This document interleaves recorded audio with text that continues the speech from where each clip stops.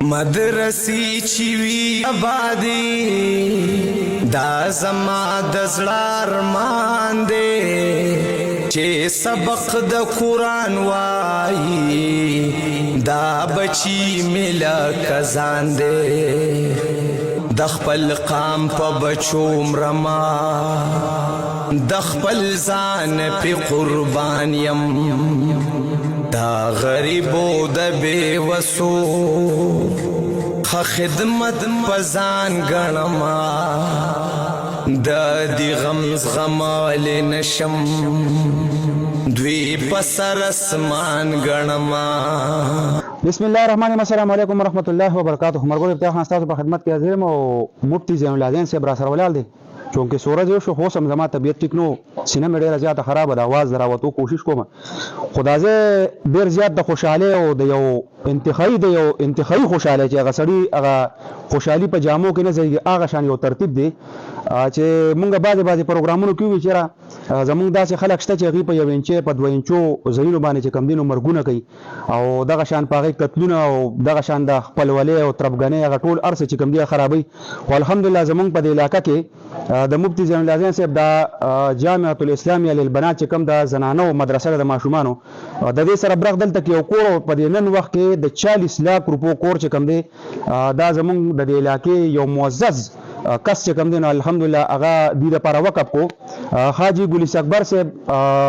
مفتی صاحب سره مو سم خبر کولو غب مونږ په لګاو خو دا حاجی ګلیس اکبر صاحب بل دې په یو ویډیو کې خو ما مونږ پیژندو خدا چې کوم زمونږ په کلی کې مایاناز کساب دی کټا کساب الله دې ول په عمر کې برکت واچي الله دې ول په مال خال کې برکت واچي چې دا د یو مهنت او یو خواهش چې نن سبا د یو لسطور پوسیز یو سړی چاته نشي ورکول دا 50 لک یا 40 لک روپو کم از کم په دې ټیم کې د عملیات چې کم مونږ کې ولاړ وي دا چې کوم مخامخ دوه کمرې تاسو ښکاری دا کم از کم د 40 لک یا 40 لک نه سیوا دا کور دی او دا بالکل فی سبیل الله وقف دی ماشومان ته مدرسې ته دی ورکو دا اوس یو مدرسه شو بس مانس کې دیوال دی وته او دې کې دا کار شروع دی ګلکاران غیر چا پیر لګیا دي دې کې چې کم کار دی کم کسب دی کم سیستم دی د باترومونو یا د او د سونو د پاره یا دې کې چې کم داسې د ضرورت چې کم زیات د ضرورت سيزونو چې پهلې پکې لګولو هغه الحمدلله شروع دي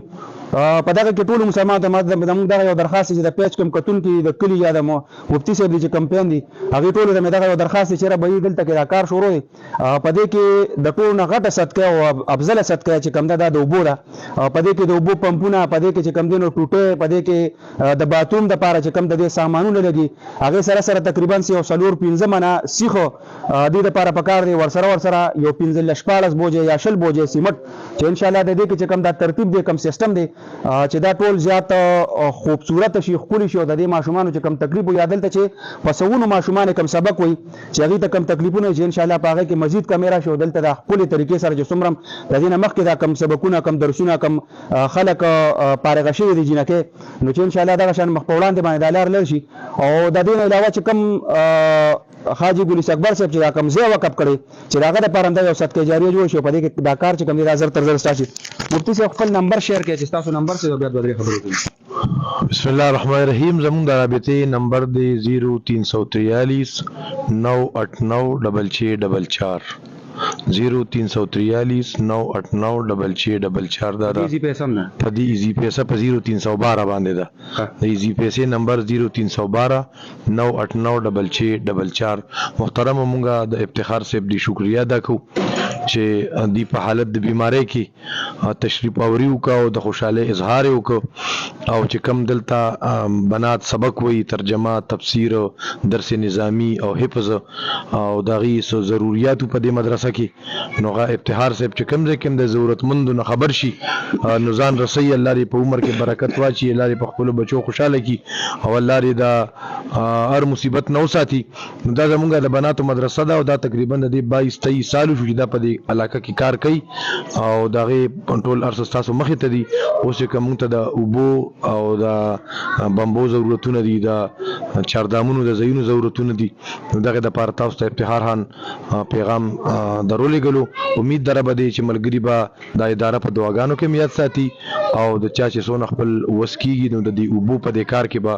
موږ سره تعاون کوي الله تبارک وتعالى د حاجی ګلی صدبر صاحب ته ډیر عمر نصیب کړي لري بچو خوشاله کی چې په دې د فتنو په دور کې او د ماده پرسته په دور کې حاجی صاحب د دونه یو لوی قرباني وکا او د قبولیت نه خدا چې الله پاک هغه ته مالم ورکو د مال سره سره وتا ازلم ورک الله د هر مصیبت نو ساتي جزاکم الله خیرن کثیره